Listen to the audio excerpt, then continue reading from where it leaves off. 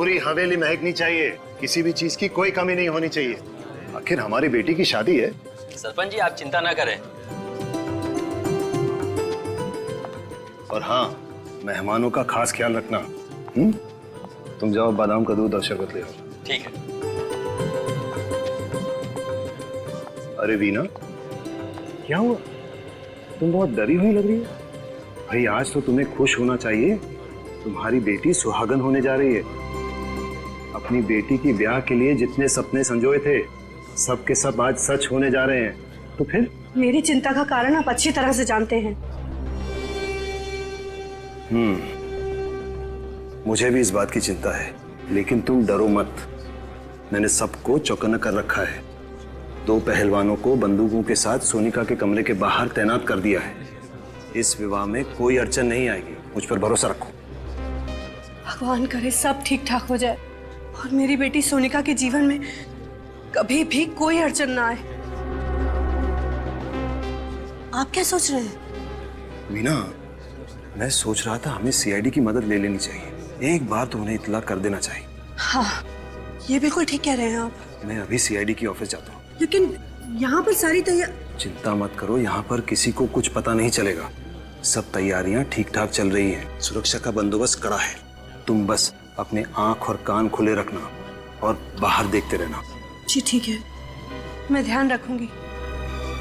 लेकिन आप मुहूर्त से पहले आ जाना, वरना। चिंता मत करो, मैं जल्द ही वापस आ जाऊँ। सब ठीक हो जाएगा।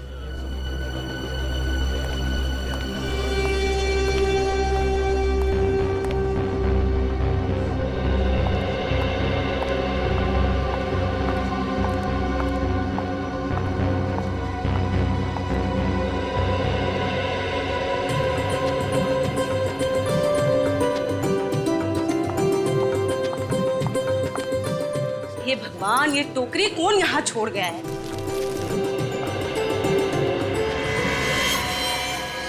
क्या है?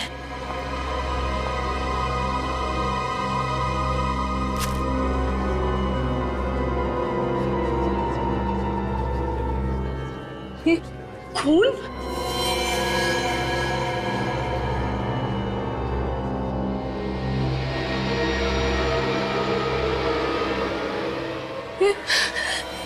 इतना सारा खून यहाँ कैसे आया? यहाँ पर तो कोई है भी नहीं। फंस क्यों रहा है? खींच क्यों नहीं रहा है?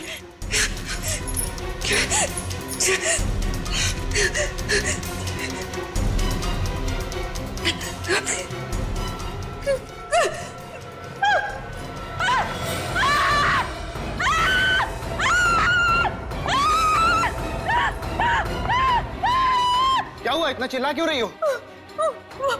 वो इस कमरे में। कमरे में? अंदर। क्या है कमरे में? अरे क्या हुआ? क्या हुआ? इतना शोर क्यों मचा रखा है? ये कह रही है कमरे में कुछ है। कमरे में कुछ है? क्या है कमरे में? आप लोग खुद ही चलकर देख लीजिए। अरे ऐसा क्या है कमरे में?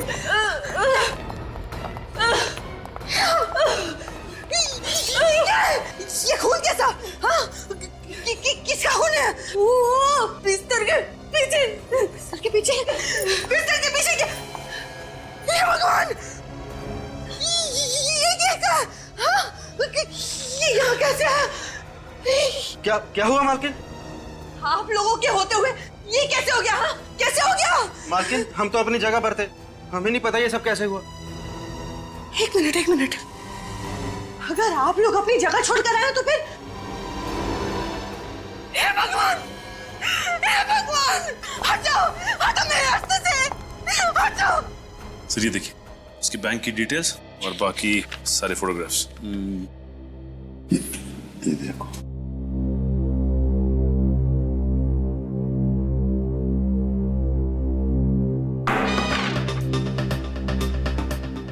ये पेपर पढ़ने की जगह है। सॉरी क्या? चेहरा लटका क्यों है तुम्हारा? क्या हुआ? प्रॉब्लम है? पता नहीं सर, आजकल आदमी का दिमाग किस तरह से चल रहा है, किस हद तक सोच सकता है आदमी, उसकी सोच की तो कोई सीमा ही नहीं है। फ्रेडी तुम कहना क्या चाह रहे हो? आजकल इस दुनिया में हर देश, हर शहर, हर गली, हर नुक्कड़ पे दहशत है। लोग एक दूसरे के खून के प्यासे होते जा रहे हैं। जातीयवाद के नाम पे दंगे फसाद हो रहे सर। पहले तो आम आदमी आतंकवाद और बम विस्फोट से डरता था, अब तो आम आदमी का सबसे बड़ा दुश्मन बनता जा रहा है सर। पता नहीं किसके दिमाग में कब क्या आ जाए, अचानक उसका दिमाग खराब हो जाता है और 1 मिनट में सैकड़ों लोगों को गोलियों से छलनी कर देता है सर। अगर आदमी किसी और चीज से नहीं मरा ना सर, तो अपनी गंदी सोच की वजह से जरूर मर जाएगा। रेडी, जो तुम कह रहे हो ना, सिर्फ उतना ही नहीं, इस दुनिया में अच्छाइयां भी है, समझे? ये दुनिया अब भी और आज भी उतनी ही खूबसूरत है, समझे? रो मत। हाँ? सर जी, मेरी मदद करो प्लीज। किस तरह की मदद, और आप है कौन? जी, मैं बंगरगढ़ गांव का सरपंच यशवर्धन हूँ। लेकिन किस तरह की मदद चाहिए आपको? दरअसल आज इस वक्त मेरे गांव बंगरगढ़ में मेरी बेटी सोनिका की शादी की तैयारियां चल रही हैं। सरपंच जी, आपकी बेटी की शादी है, ये तो बड़ी खुशी की बात है? तो इसमें हम क्या मदद कर सकते हैं? सर, मैं चाहता हूं कि आप लोग मेरे साथ मेरे गांव बंगरगढ़ आए, ये देखने के लिए कि शादी में सब कुछ ठीक ठाक चल रहा है या नहीं। एक मिनट सरपंच जी, कहीं आप हमसे हिफाजत तो नहीं चाहते? जी देखिए, ये हिफाजत वाला काम हम लोग नहीं करते हैं। जी मैं जानता हूँ, मगर मैंने आप लोगों के बारे में बहुत सुना है, बड़ी उम्मीदें लेके आया हूँ आप लोगों के पास। देखिए यशवर्धन जी, आप समझने की कोशिश कीजिए। अच्छा जी, तो इतना कीजिए कि आप लोग मेरे साथ मेरे गांव आइए, मेरी बेटी सोनिका की शादी में शामिल होइए, खाइए पीजिए, शादी का आनंद लीजिए, बस इतनी विनती है आपसे। सिर्फ यही वजह है, और तो कोई बात नहीं है यशवर्धन जी? जी नहीं।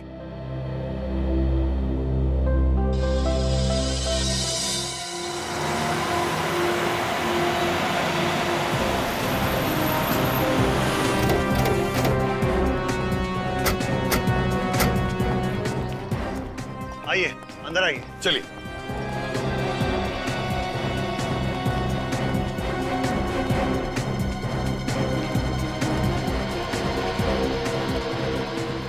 अरे सब लोग कहाँ हैं? वही तो है? हो क्या रहा है यशवर्धन जी? आप तो कह रहे थे कि शादी की तैयारियां चल रही है, फिर बाकी के लोग कहाँ हैं घर के? मैं भी यही सोच रहा हूँ सर, सब गए कहाँ? मेरा परिवार, रिश्तेदार, सारे मेहमान, कर्मचारी। जब मैं यहाँ से निकला था तो पूरे घर में चहल पहल थी। हे भगवान, मेरी बच्ची। ये आवाज, ये तो किसी की रोने की आवाज है। लगता है घर के पीछे से आ रही है, चलो देखते हैं। हाँ, ये आवाज घर के पीछे से ही आ रही है। हे भगवान, मेरी गैरहाजिरी में कहीं कोई अनर्थ तो नहीं हो गया? यहाँ से आइए। हे भगवान, यहाँ पर सोनिका। अरे हे भगवान, सोनिका, सोनिका, सोनिका, ये क्या हो गया? आपने आने में बहुत देर कर दी। हमारी बच्ची सोनिका में हमेशा के लिए छोड़कर चले। आप जरा प्लीज पीछे हटिए। सोनिका,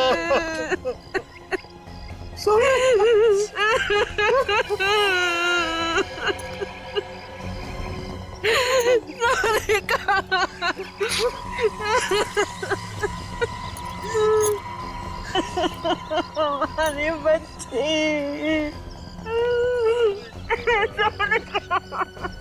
ऐसा लगता है किसी ने ऊपर से इसे धक्का दिया है। वही तो, सिर के पीछे वार करने के बाद फिर ऊपर से नीचे क्यों फेंका? इसका घाव काफी गहरा है, ऐसा लगता है किसी ने किसी भारी चीज से मारा है। वही तो, लेकिन एक बात समझ में नहीं आ रही है, सिर के पीछे इतनी जोर से भारी चीज से वार करने के बाद फिर ऊपर से नीचे क्यों फेंका?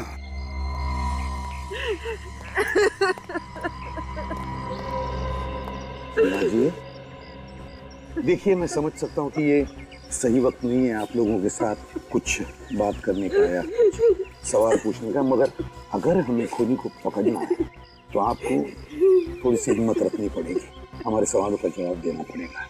एक बात बताइए, जब यशवर्धन जी हमें बुलाने आए थे उस वक्त, मतलब यहाँ से हमारे पास आकर फिर हमारे साथ आने के बीच में क्या हुआ था घर में?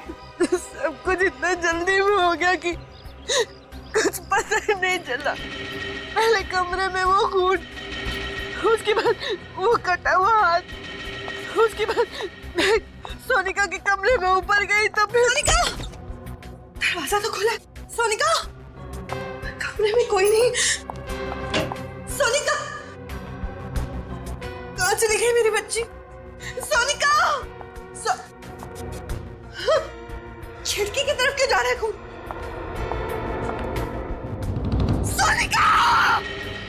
यशवर्धन जी, आपकी गैर हाजिरी में बहुत कुछ हो गया है। अगर मैं घर छोड़कर गया ही नहीं होता तो ये सब कुछ नहीं होता। हम आपका दुख समझ सकते हैं।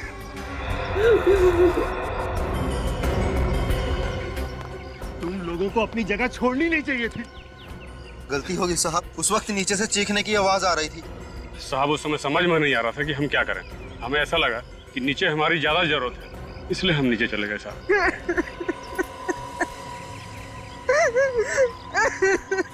वीणा जी, क्या आप हमें वो जगह दिखा सकती है जहां पर वो खून और हाथ मिला? प्लीज। जी इस तरफ ये रखो।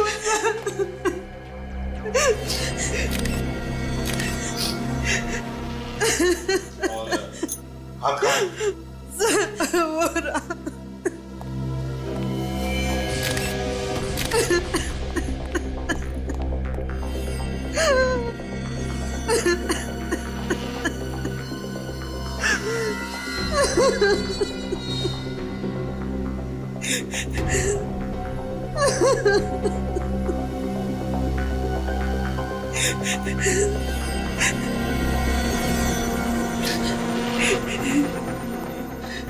वीणा जी, यशोवर्धन जी, ये हाथ और ये खून दोनों भी नकली है।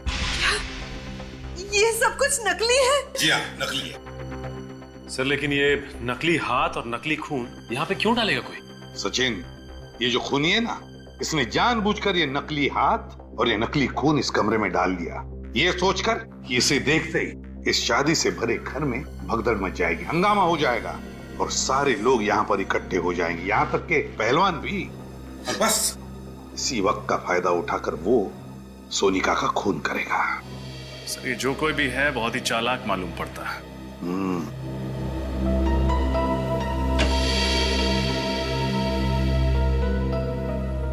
सर लगता है खूनी पीछे के दरवाजे से अंदर आया है। हाँ सच। अच्छा ये बताइए कि जब आप कमरे के अंदर आई तो क्या दरवाजा खुला हुआ था? हाँ साहब, खुला हुआ ही था। लेकिन उसे अंदर आते हुए किसी ने देखा कैसे? तो किसी ने तो देखा होगा। मैंने तुम लोगों को कितनी बार कहा था कि घर के सारे खिड़की दरवाजे हमेशा बंद रखो। यशोवर्धन जी प्लीज, आप जरा शांत हो जाइए और चलिए हमें सोनिका का कमरा दिखाइए। ये रहा कमरा। माय गॉड,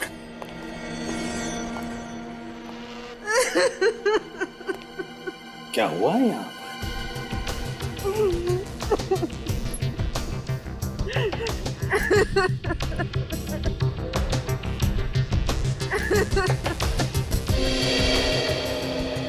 ये क्या है?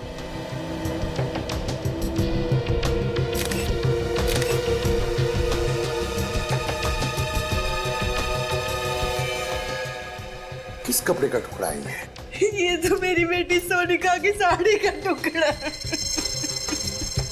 माय गॉड, सोनिका की साड़ी का टुकड़ा। लगता है खूनी ने सोनिका को यहाँ इस खिड़की में से नीचे फेंक दिया और बेचारी नीचे गिरते वक्त उसकी ये साड़ी उस खिड़की में अटक गई और ये कपड़े का टुकड़ा वहां मिल गया।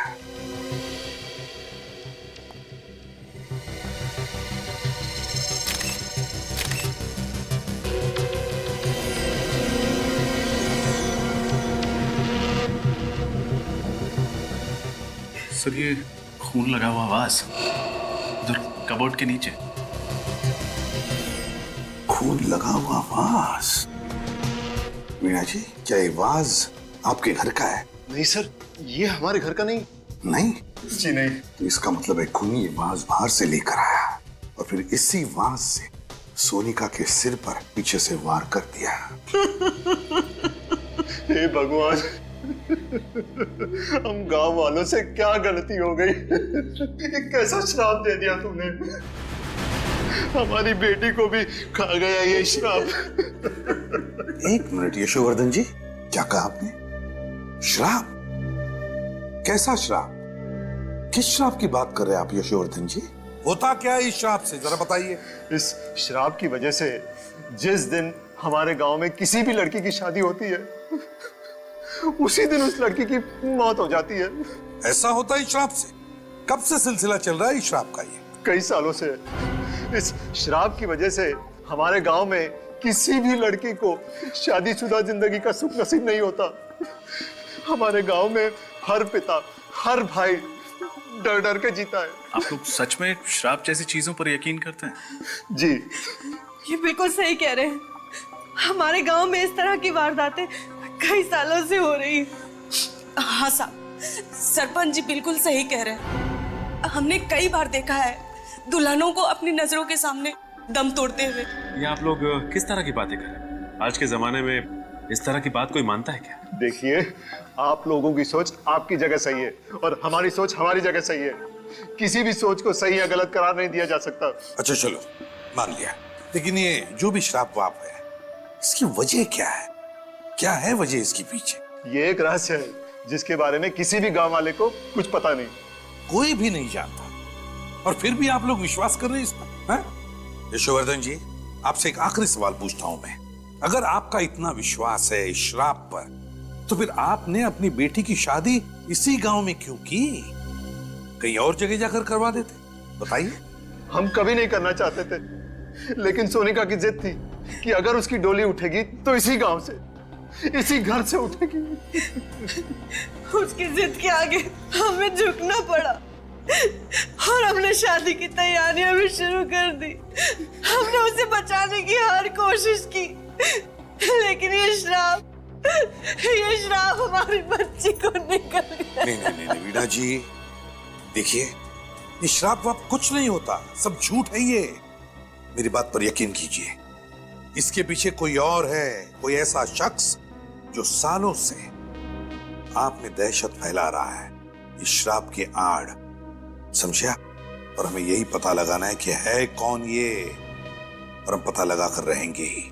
एक बात बताइए, आपकी बेटी की शादी की तैयारियों की कोई वीडियो रिकॉर्डिंग वगैरह की है आपने? जी हाँ, है। तो ये वीडियो रिकॉर्डिंग हमें दीजिए। और सचिन, पता लगाओ इस गांव में ऐसी कितनी लड़कियां हैं, कितनी दुल्हनें जिनकी इस तरह की मौत हुई है, और उनके बारे में पूरी जानकारी निकालो। सर, मिल गया सचिन जानकारी, सीडी सब कुछ? हाँ सर, सीडी भी मिल गई है और शादी की जानकारी भी। वेरी गुड, लगाओ सीडी जल्दी। दया, कुछ तो जरूर पता चल जाएगा सारा चक्कर क्या है। सर, मुझे तो लगता है ये सारे खून उसी श्राप की वजह से हो रहे। चुप रहो फ्रेडी। फ्रेडी, आइंदा अगर श्राप शब्द तुम्हारे मुंह से निकला ना, तो समझ लेना कि तुम्हारी हमेशा के लिए ट्रांसफर इस बांगड़गढ़ में होगा। नहीं सर, ऐसा मत करना सर। चुप, आइंदा ये शब्द तुम्हारे मुंह से निकलना नहीं चाहिए। कौन सा? श्राप। हाँ,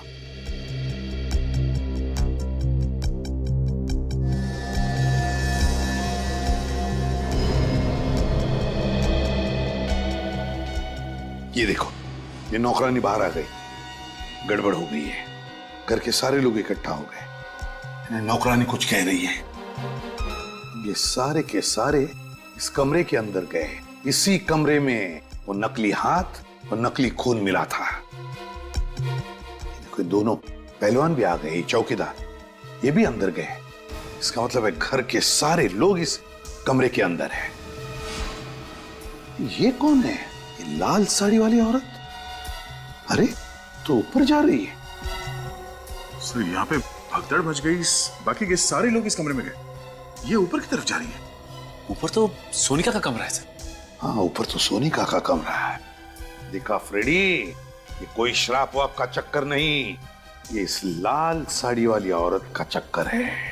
दया, कहीं ऐसा तो नहीं कि सोनिका का खून इस लाल साड़ी वाली ने ही किया है? सर, रिवाइंड करना सर। बस प्ले करो सर। जरा इस औरत की चाल को जरा गौर से देखना, कुछ तो गड़बड़ है सर।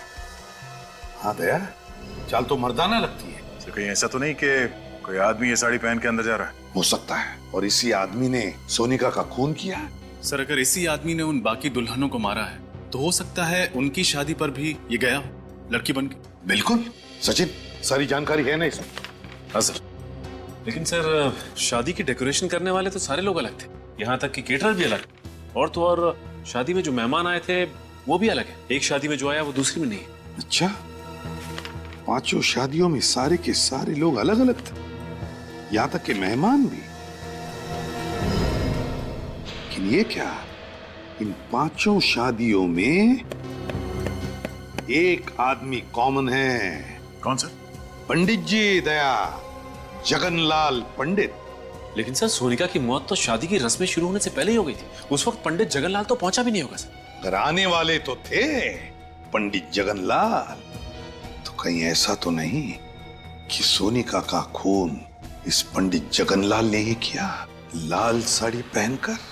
हो सकता है सर, या तो वो खुद खूनी है या फिर खूनी के साथ मिला हुआ है। इस पंडित जगनलाल को मिलना ही पड़ेगा।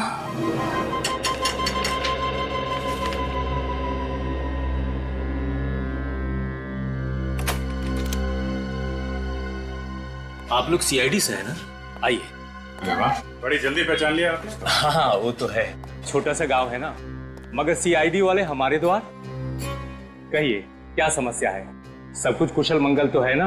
पंडित जी अगर सब कुछ कुशल मंगल होता तो हम लोग यहाँ पे नहीं आते। वैसे आप तो जानते ही होंगे ना कि आपके ही गांव की एक लड़की सोनिका, उसका खून हो गया। हाँ मैं जानता हूँ, बहुत बुरा हुआ। सोनिका बिटिया को मैं बहुत अच्छी तरह से जानता था, मैं ही उसकी शादी करवाने वाला था। ये हम जानते हैं पंडित जी। आप ये बता सकते हैं कि सोनिका का खून किसने किया होगा? देखिए श्रीमान, हम पंडित हैं, हमारा काम रिश्ते जुड़वाना और शादियां करवाना है, बाकी किसी चीज से हमारा कोई संबंध नहीं है। फिर तो पंडित जी आप ये भी नहीं जानते होंगे कि अब तक आपके गांव में जितनी भी दुल्हनों की हत्या हुई है वो किसने की? नहीं श्रीमान, उन लड़कियों का भी खून किसने किया और क्यों किया इस बारे में मुझे कुछ पता नहीं है। ये सारी बातें मेरी समझ से परे है। लेकिन पंडित जी हमारी समझ में कुछ कुछ आ गया है। फिलहाल अभी हम लोग जा रहे हैं, लेकिन आपको परेशान करने दोबारा आएंगे। जी जरूर। अब बर्दाश्त नहीं हो रहा है, बहुत हो गया, अब मुझे बात करनी पड़ेगी। हेलो, बात करिए उससे मेरी। हाँ हाँ उसी से। देखो सीआईडी वाले आए थे मेरे घर पर, पूछताछ कर रहे थे। देखो बर्दाश्त नहीं होता मुझसे। हाँ ठीक है, मैं मिलने आ रहा हूं तुमसे, पर आखिरी बार। इधर ही आ रहा है।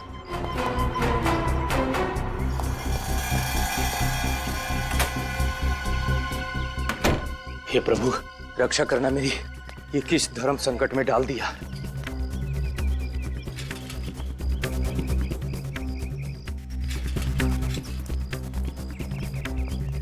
आज तो उसे मुझे बताना ही पड़ेगा।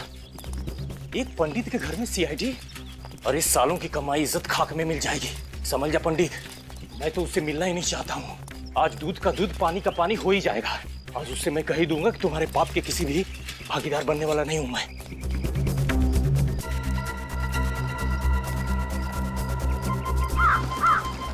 अभी तो यही था सर, अचानक गायब हो गया। उसे कहीं नजर नहीं आ रहा है। देखो यहीं कहीं आसपास छुपा होगा। सर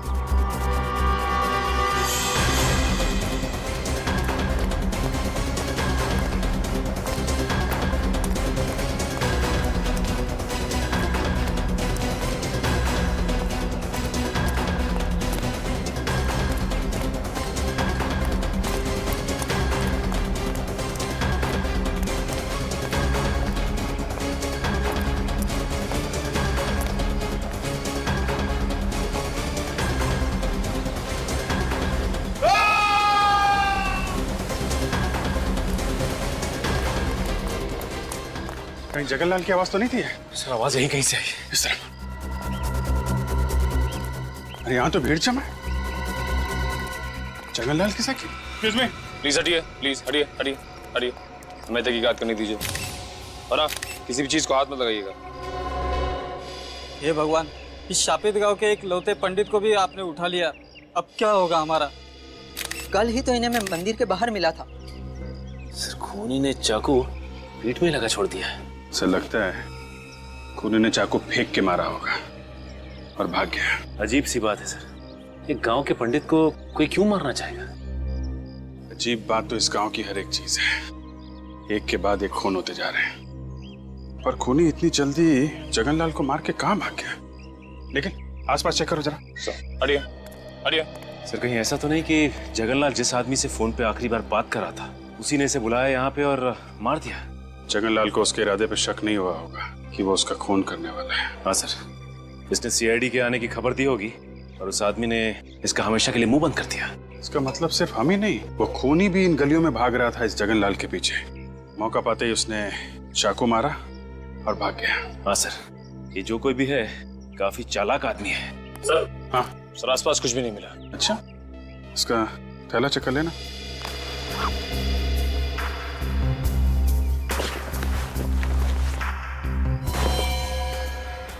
मोबाइल चेक करो, आखिरी कॉल किसको किया था? सर आखिरी नंबर तो कोई लैंडलाइन नंबर है। लैंडलाइन लगा ना? रिंग तो बज रही है सर। सर घंटी यहाँ भी बज रही है कहीं पे। कट करना, फिर से लगा।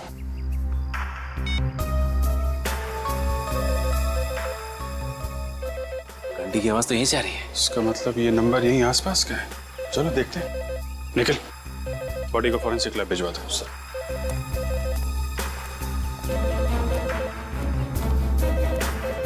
आवाज यहीं से आ रही है।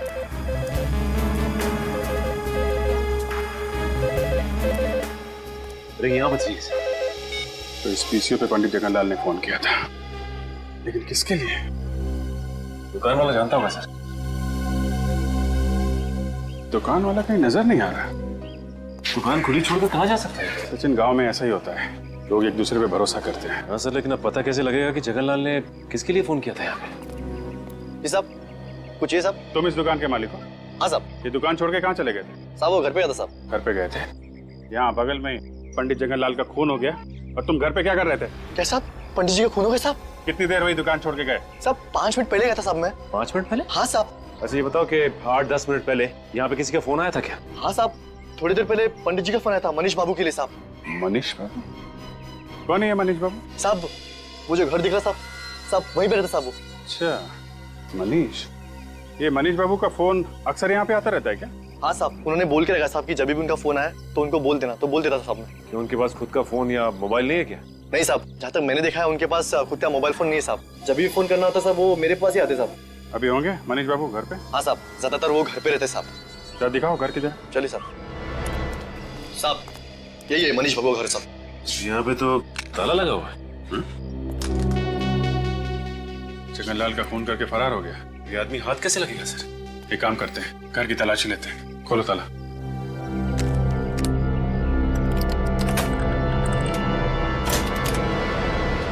यहीं खड़े रहना। जी साहब।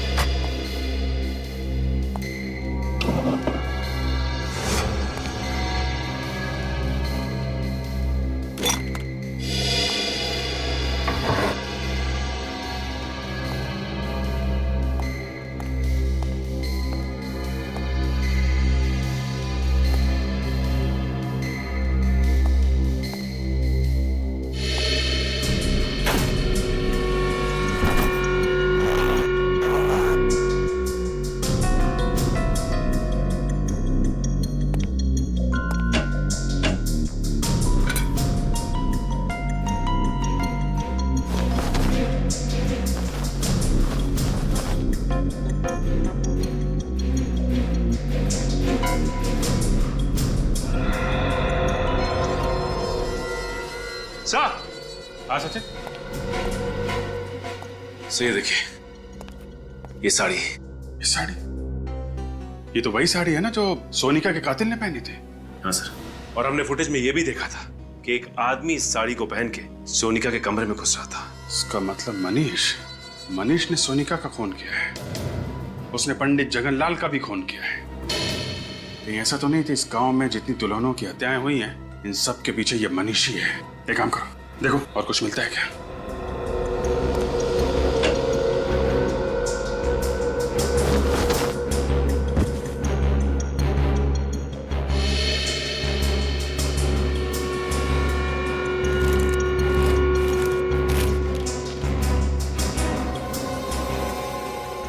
ये आदमी और ये औरत, ये फोटो। सर इस औरत को मैंने कहीं देखा है। देखा? कहाँ देखी है? याद करो सर।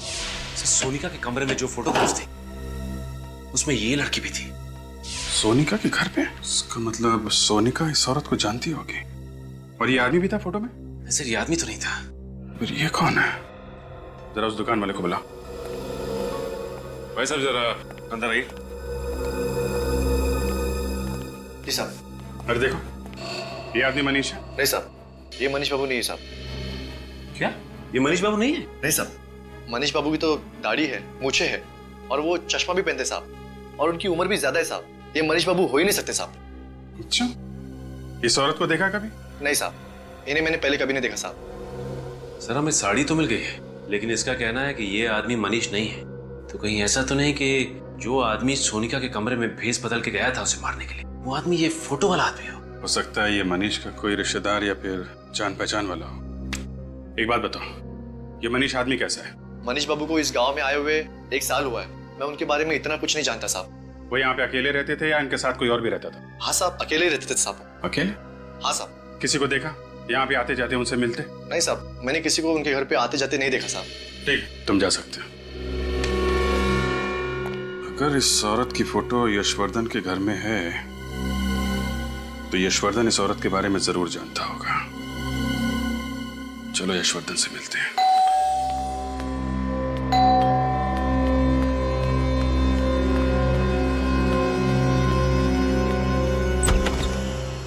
आप लोग आइए, कहिए क्या बात है? हर्षवर्धन जी, आपसे कुछ पूछना है। जी कहिए। कि इस औरत को पहचानते हैं? ये फोटो आपको कहां से मिली? ये बहुत लंबी कहानी है। जानते हैं आप इसे? जी, इसे कैसे भूल सकता हूं मैं। इसी की वजह से तो हमारे खानदान की इतनी बदनामी हुई। नाक कटवा दी थी इसने, हमारी बिरादरी में किसी को मुंह दिखाने लायक नहीं छोड़ा था। ऐसा क्या किया इन्होंने? और है कौन ये? ये मेरी चचेरी बहन थी, शिवानी। चचेरी बहन? जी हाँ, अब जिंदा नहीं है। मार डाला मैंने इसे। आपने मार दिया इसे? जी हाँ।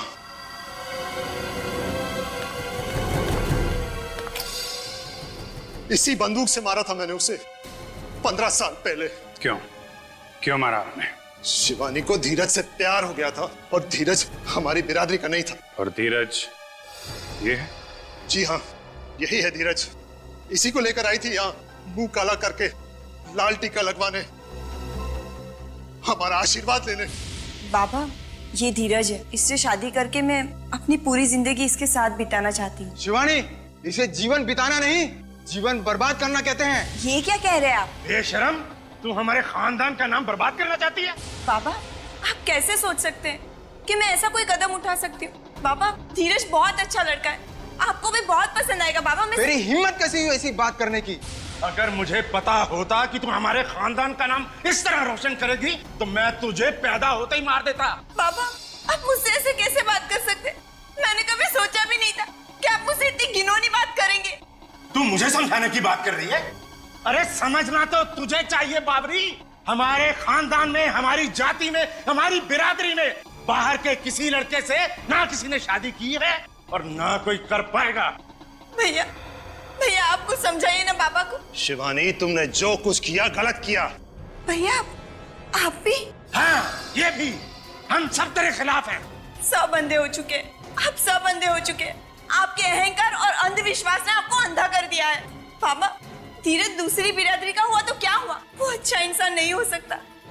बाबा, मैं आपसे विनती करती, हमें अपना आशीर्वाद दे दीजिए, हमें अपना आशीर्वाद दे दीजिए। कभी नहीं, जब तक मैं सलामत हूँ कभी नहीं।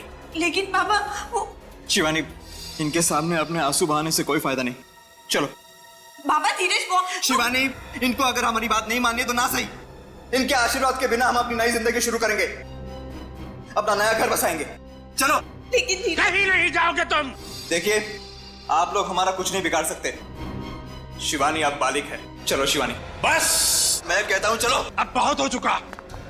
यशवर्धन, बंदूक लेकर आओ। ये क्या कर रहे हैं आप? यश नहीं, शिवानी आपकी बहन है। छोड़ो मुझे। गोली चलाओ, चलाओ गोली। यशवर्धन, चलाओ गोली। धीरज, धीरज। यशवर्धन, हर्षवर्धन, लाशों को ठिकाने लगा दो। पिताजी के दबाव में आके मार दिया मैंने इन दोनों को। और इसी वजह से मैंने इन्हें आज तक माफ नहीं किया। ऑनर किलिंग, इस तरह किसी की जान लेने में कैसा सम्मान? क्या मिलता है आप लोगों को ये सब करके? सचिन, गन ले लो इनके। लाइए, ज्यादातर लाइए। अरेस्ट करें सर? गिरफ्तार तो करेंगे ही। जो गुनाह इन्होंने किया है उसकी सजा तो इन्हें भुगतनी ही पड़ेगी। सचिन, इस धीरज की फोटो मनीष के घर में है, कुछ समझे? हाँ सर, इसका मतलब मनीष और धीरज एक दूसरे को अच्छी तरह से जानते थे, दोस्त थे एक दूसरे के, और धीरज की जान का बदला लेने के लिए मनीष ने इनकी बेटी सोनिया को मार दिया। जल्द से जल्द इस मनीष को ढूंढना होगा। क्या? ये धीरज मरा है और मनीष जिंदा है, और मरे हुए धीरज की फोटो मनीष के घर में हमें मिली। ये कैसे? कुछ ना कुछ तो चक्कर है दया, कुछ ना कुछ तो गड़बड़ है। कैसी गड़बड़ सर? क्या? फोटो में जो दिख रहा है ना, उसे नहीं देखते। जो फोटो में नहीं दिख रहा है उसे ढूंढने की कोशिश करते हैं, उसे ढूंढने की कोशिश करते हैं। क्या मतलब सर? मतलब अभी पता चल जाएगा रजत, अभी पता चल जाएगा। फ्रेडी, स्केच आर्टिस्ट को लेकर आओ, और सचिन, बांगड़गढ़ के पीसीओ वाले को लेकर आओ, उस पीसीओ वाले को जिसके पीसीओ पर मनीष को फोन आया करते थे।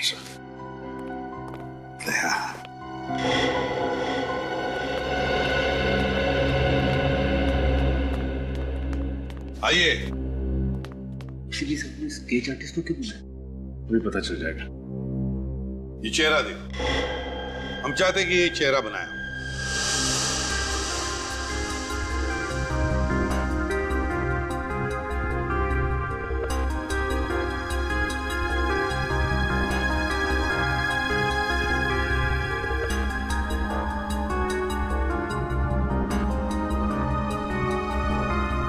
वाह, बढ़िया है। एक काम करो, अब इस चेहरे पर मोटी सी मूछें और दाढ़ी भी बनाओ। हाँ? एक मिनट मत बनाइए, ये चेहरा ऐसे ही रहने दीजिए। इस दूसरे पेपर पर बिल्कुल ऐसा ही चेहरा बनाओ, ऐसा ही चेहरा, लेकिन थोड़ा उम्र में ज्यादा, एक 10-12 साल, और फिर उस चेहरे पर मूछें दाढ़ियां लगाओ।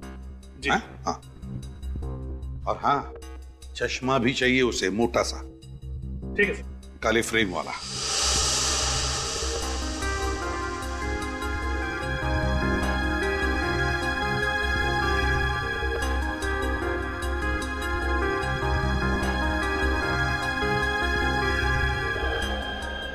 देखा दया, मेरा शक सही निकला। ये मनीष ही धीरज है? हाँ साहब, यही मनीष बाबू साहब। एक सेकंड। ये आदमी तो उस दिन भीड़ में था जब हमने सोनिका की लाश देखी थी। इसका मतलब है आज का मनीष मरा हुआ धीरज है। मगर सर, धीरज को तो गोली लगी थी, फिर वो बच कैसे गया? इसका मतलब धीरज कभी मरा ही और मनीष बाबू बनकर सबकी आंखों में धूल झोंकता रहा। एग्जैक्टली। हमें किसी तरह से इस मनीष को पकड़ना होगा। मनीष उर्फ धीरज को ढूंढेंगे कैसे सर? ढूंढेंगे फ्रेडी, ढूंढेंगे। फिर से बांगड़गढ़ गांव में शादी होगी, दुल्हन सजेगी, और ये बाराती भी आएगा।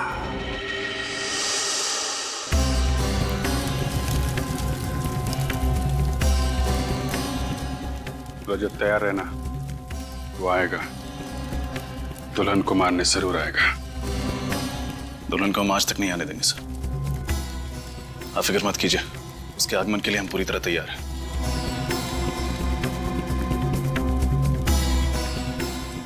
पंडित जी, याद है ना विघ्न आने पे कौन सा मंत्र पढ़ना है? जी साहब, मालूम है।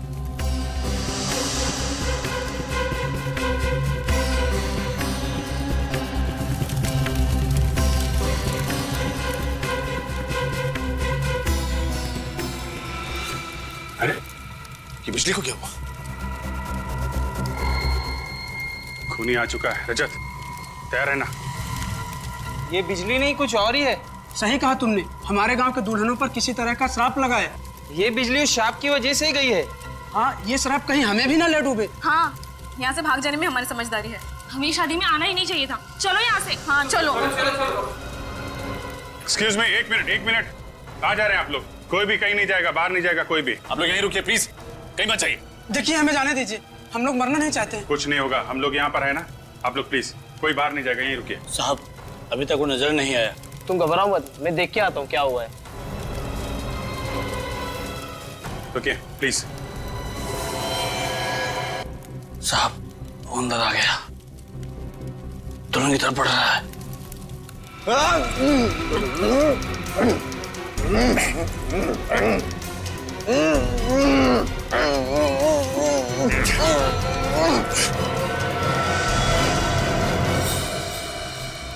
अरे तुम दुल्हन नहीं हो?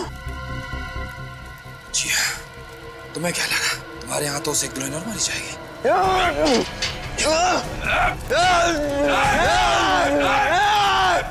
आगे मत आना, जला दूंगा, जला दूंगा, जला दूंगा, सबको जला दूंगा, जला दूंगा, जला दूंगा, मैं जला दूंगा, मैं जला दूंगा, जला दूंगा, मैं जला दूंगा। मशाल लेके कहाँ भाग रहा? ओलंपिक खत्म हो गया, रुक जा। मैं जला, कहाँ जा रहा है? जला, मैं हाँ अपने आप को जला दूंगा, जला दूंगा, जला दूंगा। अपने आप को जला लेगा? मैं अपने आप को जला सकता हूँ।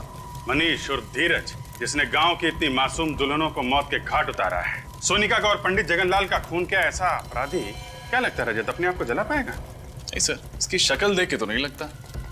क्या बात कर रहे हो? आप लोगों को मेरी बातों पर यकीन नहीं आ रहा है? मैं खुद को जला सकता हूँ। अच्छा ठीक है, जला ले। देखो निकल गई सारी हवा। मैं अपने आप को पूरी तरह से जला दूंगा, सर से पांव तक जला दूंगा। नहीं सर, मुझे नहीं लगता ये अपने आप को जला सकता। देखिए माथे पे तो पसीना आ चुका है। और इसके पैर भी कांप रहे हैं। जलाओ, जलाओ, जलाओ तुझे, हैं? जलाओ।